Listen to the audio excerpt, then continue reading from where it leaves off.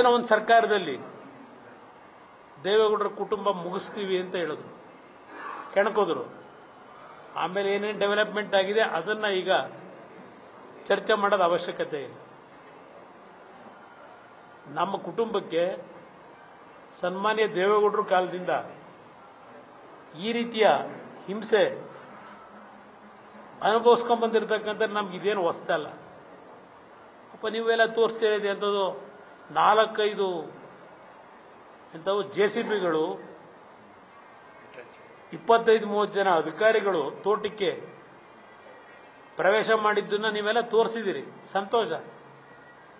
ಪಾಪ ಏನು ಪೊಲೀಸ್ 2 ಪ್ಲಟೂನ್ಗಳು ಬೇರೆ ಎಲ್ಲಿ ಕುಮಾರಸ್ವಾಮಿ ಬೆಂಬಲಿಗರು ಬಂದು ಅಡಚಣೆ ಮಾಡಿಬಿಡ್ತಾರೋ,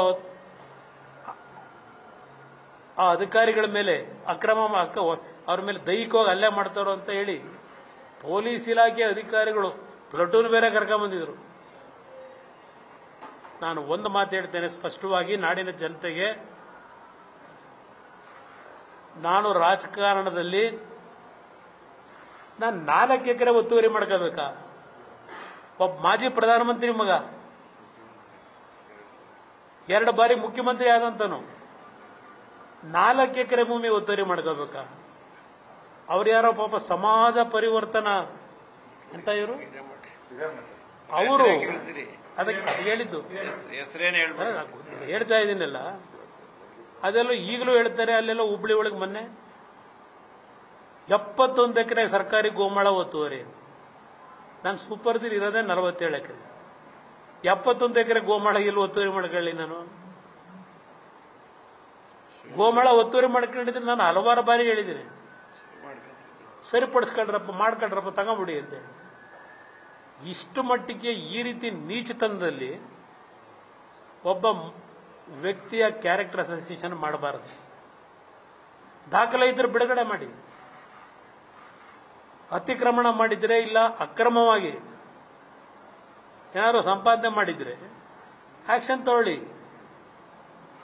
ಇವತ್ತು ಈ ಸರ್ಕಾರದಲ್ಲಿ ಇರತಕ್ಕಂಥ ಬಹಳ ವ್ಯಕ್ತಿಗಳೇನಿದ್ದಾರೆ ರಾಜಕಾರಣದಲ್ಲಿ, ಅಧಿಕಾರದಲ್ಲಿ, ಇವತ್ತು ನನ್ನ ಒಂದು ಆಸ್ತಿಯ ವಿಷಯದಲ್ಲಿ ರಾಜ್ಯದಲ್ಲಿ ನಾಡಿನ ಜನತೆ ಮುಂದೆ ಏನೋ ಕುಮಾರಸ್ವಾಮಿ ಅಪರಾಧ ಮಾಡಿದ್ದಾನೆ ಅಂತಕ್ಕಂಥದ್ದು ಬಿಂಬಿಸ್ಲಿಕ್ಕೆ ಏನು ಹೊರಟಿದ್ದೀರಿ? ನಾನೇನು ರಾಜಕೀಯದಿಂದ ಪಲಾಯನವಾದ ಮಾಡಲ್ಲ. ಪಾಪ ಮುಖ್ಯಮಂತ್ರಿಗಳು ಹೇಳಿದ್ದಾರೆ, ಮುಂದಿನ 10 ವರ್ಷವೂ ನಾವೇ ಇರ್ತೀವಿ, 2028ಕ್ಕೂ ನಾವೇ ಬರ್ತೀವಿ ಅಂತ ಹೇಳಿದ್ದಾರೆ. ಇದನ್ನ ಹಿಂದೆ ಇದ್ದಂತ ಆಡಳಿತ ನಡೆಸಿದಂಥವ್ರು ಬಹಳ ಜನ ಹೇಳಿದ್ರು. ಕಳೆದ 20 ವರ್ಷದಲ್ಲಿ ಚುನಾವಣೆ ಆದ್ಮೇಲೆ ಏನೇನಾಯ್ತು, ಜನ ಏನ್ ತೀರ್ಮಾನ ಮಾಡಿದ್ರು ನಮ್ಮ ಕಣ್ಣು ಮುಂದೆ ಇದೆ. ಯಾರಿಗೂ ಏನೋ ಅದೇನು ಶಾಶ್ವತ ಅಲ್ಲ. ಆದರೆ ಇವತ್ತು ರಾಜಕಾರಣದಲ್ಲಿ ಅಧಿಕಾರ ಸಿಕ್ಕಿದಾಗ ಯಾವ ರೀತಿ ನಡ್ಕೋಬೇಕು ಅಂತಕ್ಕಂಥ ನನಗೆ ಜ್ಞಾನೋದಯ ಈ ಸರ್ಕಾರದ ತೀರ್ಮಾನಗಳಿಂದ ಆಗಿದೆ. ನಿಮ್ಮ ಗಮನಕ್ಕೆ ತರ್ತಕ್ಕಂಥದ್ದು. ಇವತ್ತೊಂದು ನೋಟಿಸ್ ನೋಡಿದೆ, ನನಗೂ ನೋಟಿಸ್ ಕೊಡೋದಿರಲಿ, ಅಪನ್ ಕಾನೂನು ವ್ಯಾಪ್ತಿನಲ್ಲಿ ನಾನು ಹೋರಾಟ ಮಾಡ್ತೀನಿ. ಕೆಳ ಹಂತದ ಅಧಿಕಾರಿಗಳ ಬಗ್ಗೆ ನಾನು ಚರ್ಚೆ ಮಾಡಕ್ ಹೋಗಲ್ಲ. ಇಲ್ಲಿ ಹಿರಿಯ ಅಧಿಕಾರಿಗಳನ್ನೇ ಇಟ್ಕೊಂಡು ಪ್ರಥಮ ಬಾರಿ ಒಂದು SIT ಅಂತಕ್ಕಂಥದ್ದನ್ನ ಹಿರಿಯ ಅಧಿಕಾರಿ ಮುಖಾಂತರ 5 ಜನದ ಕಮಿಟಿ ಮಾಡಿ ತನಿಖೆ ನಡೆಸಿದಂಥದ್ದು ಪ್ರಥಮ ಇದು. ಇವತ್ತು ನೋಡಿ, ಪೊಲೀಸ್ ಅಧೀಕ್ಷಕರಿಗೂ ರೆವಿನ್ಯೂ ಇಲಾಖೆಗೂ ಸಂಬಂಧ ಏನು? ಎಂತ ಚೆನ್ನಾಗಿದೆ ಅಂದ್ರೆ, ಸುಮಾರು 85-90 ಜನ ಮೂಲ